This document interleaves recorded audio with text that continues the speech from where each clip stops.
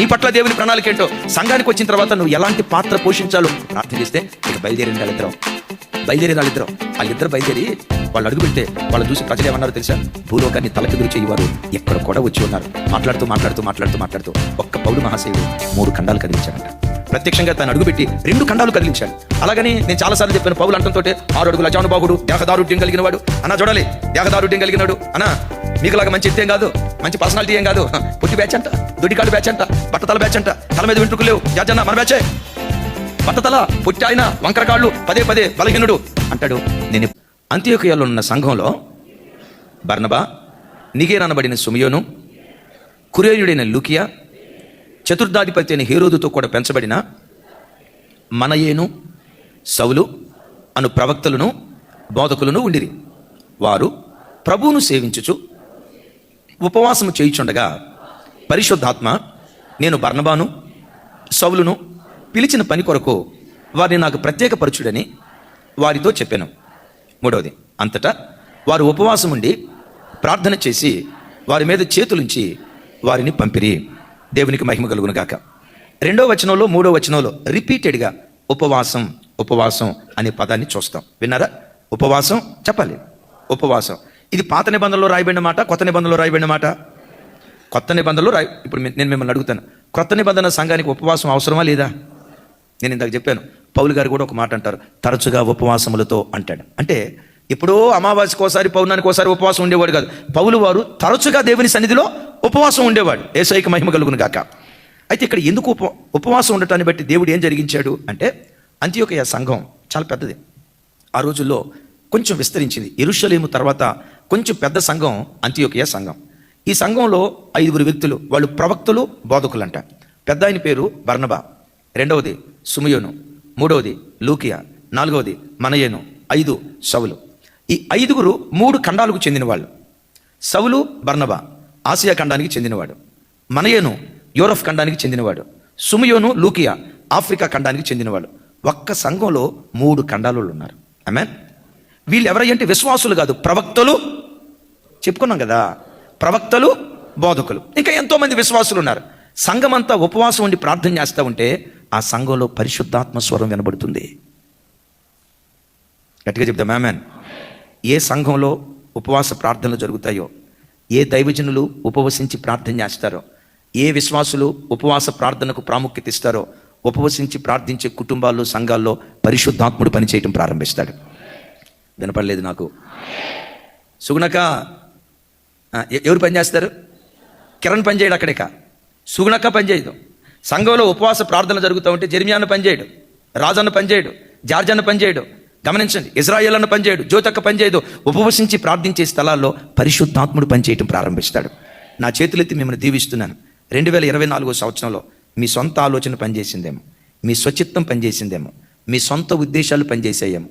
మీ స్వచిత్తం సిలువేయబడి ఈ 2025 దైవ చిత్తం మన కుటుంబాల్లో జరుగును గాక. గట్టిగా చెప్తాం ఆమేన్. పరిశుద్ధాత్ముడు ఆ స్థలంలో మాట్లాడటం ప్రారంభించాడు. ఏమని మాట్లాడటం ప్రారంభించాడు? పిలిచిన పని కొరకు బర్నబాను సౌలును ప్రత్యేకపరచండి. ఒకసారి మాట నా వైపు చూసి చెప్పండి. పిలిచిన పని కొరకు బర్నబాను సౌలును ప్రత్యేకపరచండి. ఉపవాస ప్రార్థన నీ ఇంట్లో, నీ వ్యక్తిగత జీవితంలో జరిగితే నీ పిలుపు, ఏర్పాటు ఆత్మ ద్వారా నువ్వు గ్రహించగలుగుతావు. ఎందుకు దేవుడు నిన్ను పుట్టించాడు? సరే, ఎందుకు పుట్టించాడో పక్కన పెడదాం. 2024 సంవత్సరం అంతా నిన్ను కాపాడి ఈ 2025 సంవత్సరాన్ని ఎందుకు దేవుడు నీకు అనుగ్రహించాడు? ఎందుకు నిన్ను బ్రతికించాడు? నిన్ను బ్రతికించడం వెనక దేవుని ఉద్దేశం ఏంటో అది బయలుపరచబడాలంటే ఎప్పుడు అందరూ చూడాలి. ఎప్పుడు బయలుపరచబడిద్ది? ఫుల్గా బిర్యానీ తెచ్చుకొని పేకల దాకా తిని నా ప్రాణమా ఎవరు సనుతించేది? గొరకలను సనుతించాలి. ఇంకా నా ప్రాణమా తినుము తాగుము సుఖించుము అంటే గమనించండి, నీ పిలిపేంటో, నీ ఏర్పేటేంటో నీకు అర్థం కాదు.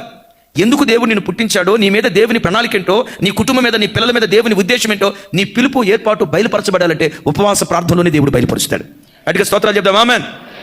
పిలిచిన పని కొరకు బర్నబాను పౌలును ప్రత్యేకపరచండి అని అన్నారు. ఇప్పుడు ఇందాక 5 పేర్లు చెప్పాం కదా. ఈ 5 పేర్లో మొట్టమొదటి పేరు ఎవరిది? బర్నబాది. చివరి పేరు ఎవరిది అంటే first and last. First and last అడిగినప్పుడు 2వ వాడు, 3వ వాడు, 4వ వాడు ఏమనాలి? చెప్పండి కిషోర్ గారు, ఏమనాలి? పెద్దగా చెప్పండి సార్, ఏదో ఒకటి. పురుషోత్తం గారు రాలేదు, తచ్చిమా వాళ్ళు ఏమనాలి? మేమేమైపోవాలి? వాళ్ళేం మిషనరీలా? మేమే ఇక్కడ 4 గోడల మధ్యలో ఇక్కడ కూర్చొని డ్రమ్ కొట్టుకుంటా హల్లెలూయా స్తోత్రం అని ఇక్కడ ఉండి పాట పాడుకోవాలా? వాళ్ళేమో ప్రపంచం అంతా తిరగాల. సౌలు ఎవరు? నిన్నగాక మొన్న సేవకు వచ్చిన బచ్చగాడండి, మానవ భాషలో నిన్నగాక మొన్న కొత్తగా సేవకు వచ్చిన బచ్చగాడు. సౌలు అనే పేరుకున్న అర్థం ఏమిటని? పౌలు అనే పేరుకున్న అర్థం ఏంటని చెప్పాను?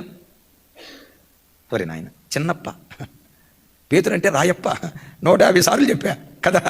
పేతురు అంటేనేమో రాయప్ప, పౌలు అంటేనేమో చిన్నప్ప. పేరుకు తగ్గట్టుగానే ఈ 5 లిస్టులో ఎక్కడున్నాడమ్మా? నిన్నగాక మన సేవకు వచ్చినాడు, పిలిచిన పని కొరకు వీళ్ళు ప్రత్యేక పరిశుద్ధాత్మ చెప్పాడంట, పరిశుద్ధాత్మ దేవుడు చెప్తే మిషనరీలకు పంపిస్తున్నారంట, దీనికి మేము అంగీకరించాలంట అని తిరుగుబాటు స్వరం అక్కడ ఏమైనా బయలుదేరిందా? స్వచిత్వం ఏమైనా బయలుదేరిందా? మనుషుని యొక్క సొంత ఆలోచనలు ఏమైనా బయలుదేరాయా? ఎందుకు బయలుదేరలేదో తెలుసా? పరిశుద్ధాత్ముడు అక్కడ పనిచేయటం ప్రారంభించాడు. ఎందుకు పరిశుద్ధాత్ముడు పనిచేయటం ప్రారంభించాడంటే, ఉపవసించే చోట ఆత్మదేవుడు పనిచేయటం ప్రారంభిస్తాడు. మానవ ఆలోచనలన్నీ లైవ్ అయిపోతూ ఉంటాయి. చప్పట్లు కొట్టు దేవునికి స్తోత్రాలు చెప్తాం. గట్టిగా హల్లెలూయా. ఎంత అద్భుతమైన మాట చూడండి. దైవజనమ, ఉపవసించి నువ్వు దేవుని దగ్గర ప్రార్థన చేస్తూ ఉంటే నేను ఎందుకు దేవుడు పుట్టించాడో, నీ మీద దేవుని ప్రణాళిక ఏంటో, రేపు భవిష్యత్తులో నీ ద్వారా దేవుడు ఏం చేయించాలనుకుంటున్నాడో, సంఘానికి ఎందుకు నన్ను నడిపించాడో, సంఘంలో నువ్వు పోషించాల్సిన పాత్ర ఏంటో, ఒక ప్రత్యేకమైన పని దేవుడు నీకు అప్పగించి ఉపవసించి ప్రార్థించే వ్యక్తులను ఒక ప్రత్యేకమైన పాత్రగా దేవుడు వాడుకోవటం ప్రారంభిస్తాడు. చప్పట్లు కొట్టు దేవునికి స్తోత్రాలు చెప్దాం. అందుకని సంగమా, వారంలో ఉపవాస విలాప దినాన్ని ఏర్పరచుకో. హల్లెలూయా. ఏ దినాన్ని? అది నీ బాధ్యత మాత్రమే కాదు, నీ సంతతి వారికి కూడా ఆ బాధ్యత అప్పగించాలి. దేవుడు నీకు ఇచ్చిన పిల్లలు ఒకవేళ వాళ్ళు స్కూల్కి వెళ్తున్నారా, కాలేజీకి వెళ్తున్నారా, డ్యూటీకి వెళ్తున్నారా, వెళ్ళలేను. అలాగని స్కూల్కి సెలవు పెట్టి ప్రతి శుక్రవారం ఉపవాసం ఉంచితే చదువు పోద్ది, నేను కాదంటలా. శుక్రవారం సాయంత్రం, శనివారం సాయంత్రం, బుధవారం సాయంత్రం, రే నాయనా ఈరోజు రాత్రి చెప్పాలి అన్నా, ఏమన్నా ఈరోజు సాయంత్రం నీకు భోజనం కట్ట. అందుకనే వాడు దానికి లోబడేటట్టుగా మధ్యాహ్నం ఏం చేస్తారంటే ఫుల్గా నూడిల్స్ చేసి పెట్టండి, వానపాములు. లేకపోతే వాడికి ఏదైనా ఇష్టమైన డిష్ ఉంటే మటన్ బిర్యానీ, చికెన్ బిర్యానీ ఏదో ఒకటి చేసి, నాయనా ఇప్పుడు ఫుల్గా తిను, ఆ భోజనపు బలం చేత, ఏలియాని గురించి బైబిల్లో రాసి ఉంటుంది, ఆ భోజనపు బలం చేత 40 రోజులు ప్రయాణం చేశాడట. ఇప్పుడు నువ్వు తిన్న బిర్యానీ బలం చేత ఈ రాత్రి అంతా ఉపవాసం ఉండి నాయన ఏదో ఒకటి వాడికి బిస్కెట్ వేయాలా. ఎందుకు? ఉపవాసం ఉండటం నీ ఒక్కదాని బాధ్యతే కాదు, ఇది నీ పిల్లలకు నువ్వు నేర్పాల్సిన బాధ్యత, కర్తవ్యం. యేసయ్యకి మహిమ కలుగును గాక. చెప్దాం ఆమేన్. అలా ఉపవాసం ఉండి ప్రార్థన చేస్తా ఉంటే నీ పిల్లల పట్ల దేవుని ప్రణాళిక ఏంటో, నీ పట్ల దేవుని ప్రణాళిక ఏంటో, సంఘానికి వచ్చిన తర్వాత నువ్వు ఎలాంటి పాత్ర పోషించాలో నీ భూమిక దేవుడు వివరిస్తాడు. కటమని ఒక మాటలో చెప్పాలంటే నీ పిలుపు ఏర్పాటు ఉపవాస ప్రార్థనలోనే దేవుడు బయలుపరుస్తాడు. ఆమేన్. తన చిత్తాన్ని బయలుపరిచాడు. ఏమని? బర్నబాని, సౌలును పిలిచిన పని కొరకు ప్రత్యేకపరచండి. సరే, ప్రత్యేకపరచమని చెప్పిన తర్వాత 3వ వచనంలో ఏం చేశారో చూడండి ఒకసారి. 3వ వచనం. అంతటా వారు ఉపవాసం ఉండి ప్రార్థన చేసి వారి మీద చేతులుంచి వారిని పంపిరి. మరలా ఏమన్నారంట? ఇందాక ఆల్రెడీ ఉపవాసం ఉన్నప్పుడే కదా బయలుపరిచింది. మరలా పదే ఊరుకోండి, పద్దాకలు ఉపవాసం పెట్టి అని అనటానికి వీల్లేదు. చిత్తాన్ని బయలుపరిచారు ఉపవాస ప్రార్థన ద్వారా. ఆ చిత్తం చేయడానికి సామర్థ్యం అనుగ్రహించేది కూడా ఉపవాస ప్రార్థనే. విన్నారు ఈ మాట? నా మాట అర్థమైందా? నా పట్ల దేవుని చిత్తం ఏంటో ఉపవాస ప్రార్థన ద్వారా దేవుడు బయలుపరిచాడు. నాన్న జెర్మియా, ఇదిగో నీ మీద నాకు ఈ ఆశ ఉంది, ఈ తరపు క్రైస్తవ సంఘానికి నీవు ఇలా బోధించాలి, నీ మీద నాకు ఈ ఆశ ఉంది. ప్రభు నాకు బయలుపరిచాడు. బయలుపరిచిన తర్వాత బయలుపరిచిన ఆయన చిత్తం చేయడానికి నాకేం ఉండాలి? ఇప్పుడు అమెరికా వెళ్ళాలని దేవుడు చెప్పాడు అనుకోండి, అమెరికా వెళ్ళడానికి ఏమి ఉండాలి? ఫ్లైట్కి డబ్బులు ఉండాలి కదా, సామర్థ్యం ఉండాలి కదా. నేనంట ఇప్పుడు ఇంగ్లీష్లో ప్రసంగం చేయమని దేవుడు చెప్పాడు, బయలుపరిచాడు తన చిత్తాన్ని అనుకోండి. ఇంగ్లీష్లో ప్రసంగం చేయాలని దేవుడు బయలుపరిచిన తర్వాత నేను దేని కొరకు ప్రార్థన చేయాలి? ఇప్పుడు దీన్నే ఏమంటారంటే ఉపవాస ప్రార్థనలో చిత్తాన్ని బయలుపరుస్తాడు. రెండవది, ఆ చిత్తం చేయడానికి కావలసిన సామర్థ్యం కూడా ప్రార్థనలోనే దేవుడు బయలుపరుస్తాడు. ఆ చిత్తం చేయడానికి కావలసిన సామర్థ్యాన్ని కూడా ప్రార్థనలోనే దేవుడు అనుగ్రహిస్తాడు. యేసయ్యకి మహిమ కలుగును గాక. పౌలును బర్నబాను పిలిచిన పని కొరకు ప్రత్యేకపరచనని చెప్పిన తర్వాత మరలా వాళ్ళని అట్లా నిలవబెట్టి వారి తలల మీద చేతులుంచి ఉపవాసం ఉంచి ప్రార్థన చేశారట. అయ్యా, వీళ్ళను సువార్థికులుగానే కాదు, కాపరులుగానే కాదు, అపోస్తులుగా, మిషనరీలుగా మిమ్మల్ని వాడుకోవాలనుకుంటున్నావు కదా, మిషనరీ పనిచేసేటట్లుగా వీళ్ళకు సామర్థ్యం దయచేయాలి అని ఆ సామర్థ్యం కొరకు ప్రార్థన చేస్తే ఇక బయలుదేరండి వాళ్ళిద్దరు బయలుదేరి వాళ్ళు అడుగు పెడితే వాళ్ళని చూసి ప్రజలు ఏమన్నారో తెలుసా? భూలోకాన్ని తలకిందులు చేయవారు ఎక్కడ కూడా వచ్చి ఉన్నారు. మాట్లాడుతూ ఒక్క పౌలు మహాశయుడు 3 ఖండాలు కదిలించాడంట. ప్రత్యక్షంగా తను అడుగుపెట్టి 2 ఖండాలు కదిలించాడు. అలాగని నేను చాలాసార్లు చెప్పాను, పౌలు అంటంతో 6 అడుగుల అజానుబాహుడు, దేహదారుఢ్యం కలిగిన వాడు అన్నా. చూడాలి, దేహదారుఢ్యం కలిగినాడు అన్నా. మీకులాగా మంచి ఎత్తేం కాదు, మంచి పర్సనాలిటీ ఏం కాదు. పొట్టి బ్యాచ్ అంట, దొడ్డికాళ్ళు బ్యాచ్ అంట, బట్టతల బ్యాచ్ అంట, తల మీద వెంట్రుకలు లేవు. జార్జన్న మన బ్యాచే, బట్టతల, పొట్టి ఆయన, వంకరకాళ్ళు, పదే బలహీనుడు అంటాడు. నేనెప్పుడు బలహీనుడును, అప్పుడే బలవంతుడిని. కారణం ఏంటో తెలుసా? ఉపవాస ప్రార్థన దేవుని పని చేయటానికి కావలసిన సామర్థ్యాన్ని అనుగ్రహించింది. దైవజనమా, దేవుని ప్రణాళికలు నీ పట్ల ఏవేవైతే ఉన్నాయో ఉపవాస ప్రార్థన ద్వారా దేవుడు బయలుపరిస్తే దాన్ని చేయడానికి నీకు సామర్థ్యం అనుగ్రహించేది కూడా ఉపవాస ప్రార్థన. అందుకనే అపోస్తులైన పౌలు వారు తరచుగా ఉపవాసం ఉంటూ ప్రార్థన చేస్తూ ఉండేవాడు. యేసయ్యకు మహిమ కలుగును గాక. మీరు కూడా బిడ్డలారా చూడండి, వారంలో ఒకరోజు, అవకాశం ఉంటే 2 రోజులు, అట్లాగని ఉపవాసం ఉండమన్నారని వారం అంతా ఉపవాసం ఉండి టీవీ తెచ్చుకునేది కాక. మళ్ళీ దీనికి జ్ఞానం ఉండాలి, ఏది అతి కాకూడదు, ఓవర్ కాకూడదు, బ్యాలెన్స్ ఉండాలి. రైట్?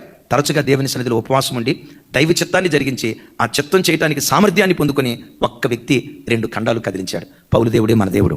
పౌలు ద్వారా ఎలాంటి కార్యాలు చేశాడో ఈ 2025 సంవత్సరంలో మన ఇమాన్యుయల్ మినిస్ట్రీస్ ద్వారా దేవుడు ఆ కార్యం చేయును గాక. మీ ఉపవాస ప్రార్థన ద్వారా దేవుడు మాకేమిస్తాడు? ఇప్పుడు చెప్పాలన్నా సామర్థ్యం. ఆయన ప్రణాళిక బయలుపరిచాడు, అది చేయటానికి సామర్థ్యం ప్రార్థన ద్వారా దేవుడు అనుగ్రహించును గాక.